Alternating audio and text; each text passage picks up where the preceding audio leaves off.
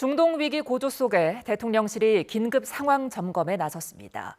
유럽과 북미 지역 군사동맹인 북대서양 조약기구 나토 정상회의에 이재명 대통령이 참석할지에도 관심이 쏠리는데요. 취재기자 연결합니다.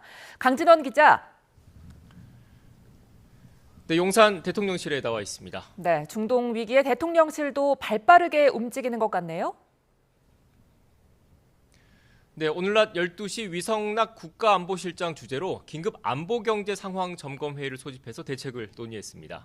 안보실 소속 1, 2, 3차장 모두와 경제성장수석, 국정상황실장, 국가위기관리센터장이 참석했습니다. 강유정 대통령실 대변인의 회의 결과 브리핑 직접 들어보겠습니다. 현재의 정확한 상황을 파악하는 동시에 이스라엘, 이란 분쟁에 이어 이번 미국의 이란 핵시설 공격이 우리 안보와 경제에 미치는 영향을 중점적으로 논의했습니다. 네, 위성락 국가안보실장은 또 회의에서 우리 국민의 생명과 안전을 지키고 안정적 일상을 영위하는 것이 중요하다고 강조했습니다. 대통령실은 미국의 이란 공격 관련 동향을 예의주시하면서 추가 논의를 이어가기로 했습니다.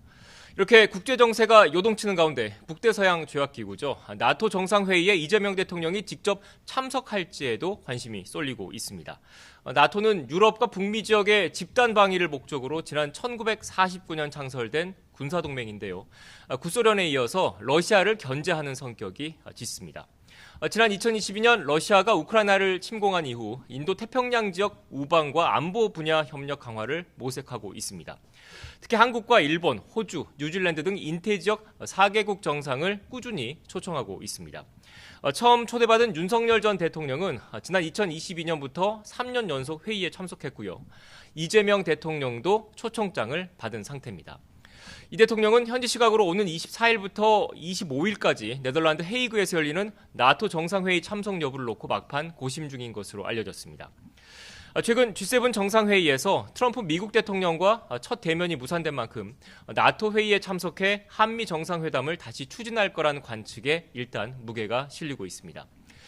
만약 이 대통령이 나토 정상회의에 참석하고 트럼프 대통령과 만남이 성사된다면 한미 간 주요 현안이 논의 테이블에 오를 것으로 보입니다.